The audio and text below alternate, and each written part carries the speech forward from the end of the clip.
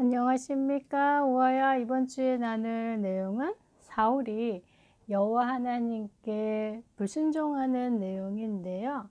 하나님은 하나님의 자녀를 통해서 예배를 받는 것을 가장 기뻐하세요. 그래서 우리가 하나님을 사랑합니다, 하나님과 함께하고 싶습니다 라고 할 때 하나님 앞에 예배를 드리잖아요. 그 시간에 하나님께서 우리와 함께 하시죠. 자, 그런데 사울은 그 하나님 앞에 예배를 드렸는데 하나님이 그 예배를 받지 않으셨습니다.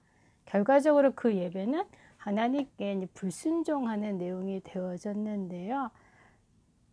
조금 이상하지요? 왜 하나님이 예배를 받지 아니하시고 그것이 오히려 불순종의 내용이 되어졌을까요? 우리가 수를 통해서 확인해 보도록 하겠습니다. 사울은 40살, 그러니까 40세가 되어졌을 때에 이스라엘의 첫 번째 왕이 되어졌고요. 자, 그리고 2년 후에 있었던 일입니다. 왕이 되어졌으면 당연히 나라를 보호해야 되잖아요. 적들로부터. 이때 이스라엘에게 있어서 최대의 적은 이제 블레셋이죠.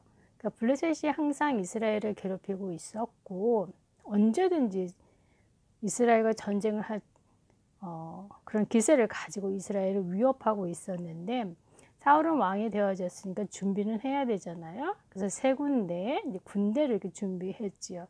자, 이때 사울의 아들인 요나단이 블레셋 사람들을 먼저 건드리게 되어집니다. 자, 그리고 블레셋 사람도 이스라엘에서 자신들을 먼저 건드린 것을 알게 되어지고 미워하게 되어지죠. 자, 그래서 많은 군대를 가지고 이스라엘과 전쟁을 하기 위해서 몰려오고 있는 상황이었었는데 굉장히 중요한 시간이 되어졌잖아요. 그러니까 이스라엘에게는 이제 위기죠. 자, 그때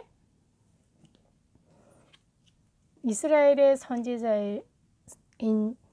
선지자인 사무엘이 사울에게 얘기를 합니다. 하나님께 기도하고 올 거다. 왜냐하면 이스라엘은 블레셋과 싸워서 이길 수는 없어요. 기술적으로도요. 갖고 있는 무기 자체가 달라요.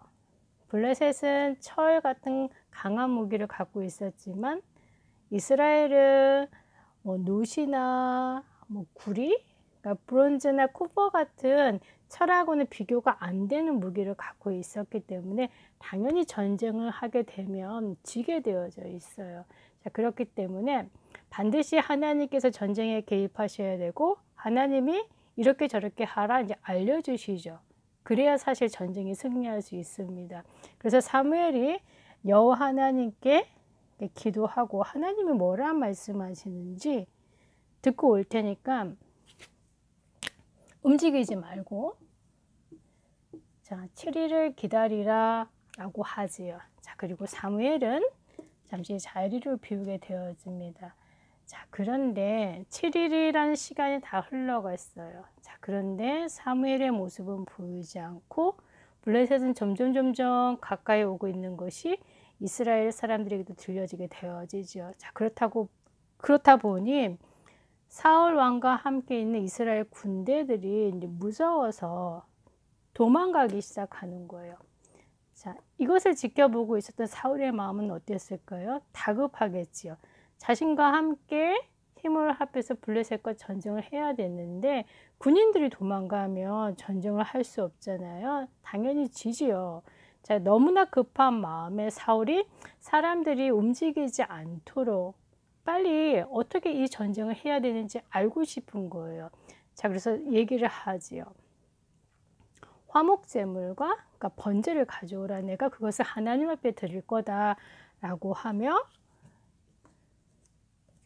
번제를 드리게 되어집니다. 왜 번제라고 하는 것은 양을 태워서 그 기름으로 하나님 앞에 드리는 거예요. 자, 그리고 이 번제를 드리고 났더니 사무엘이 그곳에 드디어 도착하게 되어지고 사무엘이 사울을 향해서 얘기를 하게 되어집니다. 너무나 잘했습니다. 내가 오기도 전에 이런 큰 일을 하셨네요. 잘하셨습니다. 라고 할 줄 알았는데 사무엘은 사울을 향해서 굉장히 화가 나서 얘기를 하죠. 도대체 왕은 무슨 일을 하셨습니까? 왜 이렇게 어리석은 일을 하셨습니까? 라고 사울을 질책하기 시작합니다. 자, 그랬더니 사울의 반응은 어땠을까요? 아니, 당신이 약속한 대로 7일이 다 됐는데도 오지 않고 군대들은 흐트러지니까 내가 너무 급해서 빨리 여호와 하나님으로부터 답을 얻어야 하겠길래 어차피 사무엘이 오면 하나님의 번제를 드리거든요. 그 일을 내가 대신해서 했습니다. 무엇이 잘못입니까? 그러니까 사울은 지금 자신이 무슨 실수를 했는지 알지 못하지요.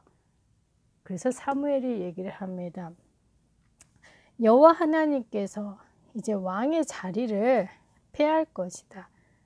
그러니까 왕이 처음에 여호와 하나님께 부름을 받았을 때 그 겸손함과 하나님의 말씀에 순종하는 그 내용을 다 잊어버렸기 때문에 이제 왕은 왕의 자리를 영원히 지키지 못할 겁니다. 그리고 그러니까 왕의 자리가 길게 이어지지 못한다라고 하는 거죠. 그러면 사울의 아들이 그 뒤를 이어서 왕이 될 수 없다라고 하는 거예요. 그러니까 사울 가문을 통해서는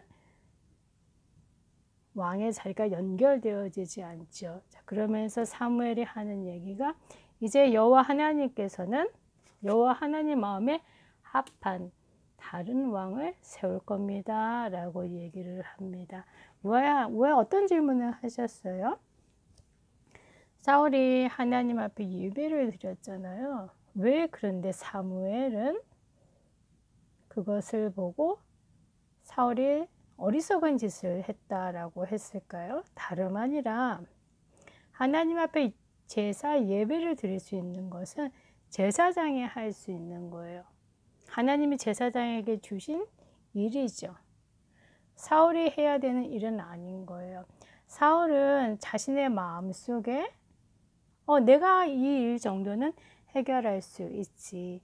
예배 드리면 이건 다 끝나는 거 아니야 라고 하면 여호와 하나님의 말씀보다는 자신이 옳다라고 하는 것을 예배를 통해서 이루고 싶었던 거예요. 사울 마음속에는 지금 무엇이 있을까요? 하나님이 도와주시면 이 전쟁에서 승리한다 라고 하는 그 마음보다는 지금 자신과 함께 있는 많은 군인들이 두려워서 점점 흩어지고 있었잖아요. 사울 마음속에는 지금 두려움이 가득한 거죠. 그것을 빨리 벗어나기 위해서는 나의 힘으로 무엇인가 해야 되는 거예요. 자, 그렇기 때문에 하나님이 주신 규칙 이것을 무시하고 자신이 직접 하나님께 번제를 드렸죠. 하나님 당연히 받지 아니하십니다. 사무엘이 해야 되는 일을 사울이 자신의 뜻대로 하게 되어진 건데요. 자, 우리가 다음 주에 이 스토리는 우리가 조금 더 구체적으로 정리하도록 할 거고요. 자, 우리가 가장 실수하기 쉬운 부분 중에 하나입니다. 하나님의 자녀는 하나님의 말씀을 따라가는 자예요. 말씀에서 무엇을 말씀하시는지요. 자, 그런데 사람들은 이렇게 문제가 오거나 위기가 오거나 갈등이 올 때 어떤 선택과 판단을 할까요? 그것을 자신의 힘으로 자신의 방법대로 해결하려고 해요. 하나님의 말씀은 뭐라 하실까? 한 번 정도는 생각해 보고 하나님 앞에 기도해 보고 질문해 보아야 되잖아요. 자, 그런데 그렇게 하지 않습니다. 왜냐하면 이미 그 마음에는 문제 때문에 어려움 때문에 위기 때문에 오는 두려움이 가득 차 있기 때문이죠. 그래서 내 문제 내가 해결한다. 사울처럼. 우리가 정말 조심해야 되는 부분이고요. 자, 그래서 이번 주에 우화가 한 가지만 꼭 실천해 보세요. 아주 작은 일이든 큰 일이든 모든 일들 속에 지금 하나님이 나와 함께 하시는 것. 하나님은 지금 이 상황을 어떻게 보고 계실까? 기쁠 때도 기분이 안 좋을 때도 또한 사람과의 관계 속에서도 부모님과의 관계 속에서도 하나님은 지금 나에게 무엇라 말씀하실까? 뭐야 꼭 질문해 보시고요. 하나님의 말씀 따라가는 렘넌트의 축복 꼭 누리시기 바랍니다. 다음 주에 만나겠습니다.